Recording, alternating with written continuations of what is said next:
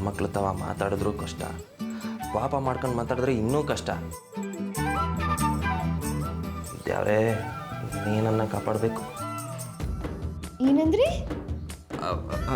ಏನಿಲ್ಲ ಮೇಡಮ್ ಅವರೇ, ಏನಿಲ್ಲ. ನನ್ನ ಬೈಕೊಳ್ತಾ ಇದ್ದೀರಾ? ಆಯ್ತು ಮೇಡಮ್ ಅವರೇ, ನಾನು ಯಾವತ್ತಾರ ಹಂಗೆ ಮಾಡಿವ್ನಾ?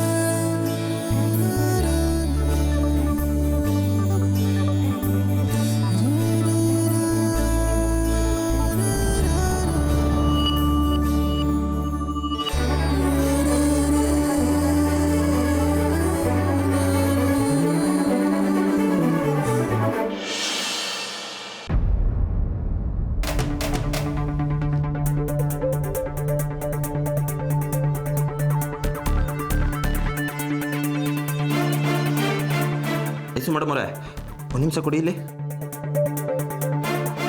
ಅಲ್ಲ, ಈ ಉಂಗ್ರ ನಿಮ್ಮ ತಾವ ಹೆಂಗೆ ಬಂತು? ಅಯ್ಯೋ ಗೌಡ್ರೆ, ಹೇಳೋದೇ ಮರ್ತು ಹೋಗಿದ್ದೆ. ಅದು ನೆನ್ನೆ ಆಗಿದ್ದ ಘಟನೆಯಿಂದ ಅತ್ತೆ ತುಂಬ ಬೇಜಾರು ಮಾಡ್ಕೊಂಡಿದ್ರಲ್ಲ, ಅದಕ್ಕೆ ಮಾತಾಡ್ಸೋಣ ಅಂತ ಹೋಗಿದ್ದೆ. ಆಗ ಅವರೇ ಕರೆದು ಅವ್ರ ಪಕ್ಕದಲ್ಲಿ ಕೂರಿಸಿ, ಐಶ್ವರ್ಯ, ನೀನು ಈ ಮನೆ ಜವಾಬ್ದಾರಿ ತೊಗೊಂಡಿರೋದು ನನಗೆ ತುಂಬ ಖುಷಿಯಾಗಿದೆ.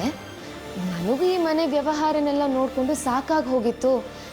ರಂಗೇಗೌಡಂಗೆ ಇದನ್ನು ಹೇಳೋಣ ಅಂತಂದರೆ ಅವನಿಗೆ ಈಗಿರೋ ಕೆಲಸದಲ್ಲಿ ಇದನ್ನು ಕೊಟ್ಟರೆ ಅವ್ನ ಮನಸ್ಸನ್ನು ನೆಮ್ಮದಿ ಹಾಳು ಮಾಡ್ದಂಗೆ ಆಗುತ್ತೆ.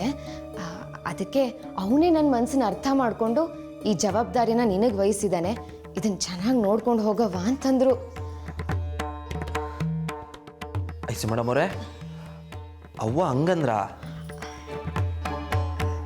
ಹೌದು ಗೌಡ್ರೆ, ಅದ್ರ ಜೊತೆಗೆ ಈ ಉಂಗ್ರನ ನನ್ನ ಬೆರಳಿಗೆ ಹಾಕಿ, ಹೇಗಿದ್ರೂ ಈ ಮನೆ ಜವಾಬ್ದಾರಿನ ನಿಭಾಯಿಸ್ತಾ ಇದೆಯಾ, ಈ ಉಂಗ್ರನ ನಮ್ಮ ವಂಶದವರು ತಲೆತಲಾಂತರದಿಂದ ಈ ಮನೆ ಸೊಸೆಯಾಗಿ ಬರೋಳಿಗೆ ಕೊಟ್ಕೊಂಡು ಬಂದಿದ್ದಾರೆ, ನನಗೆ ನಮ್ಮ ಅತ್ತೆ ಕೊಟ್ಟಿದ್ರು, ಈಗ ನಾನು ನಿನಗೆ ಕೊಡ್ತಾ ಇದ್ದೀನಿ ಅಂತ ಹೇಳಿ ಆಶೀರ್ವಾದ ಮಾಡಿದ್ರು.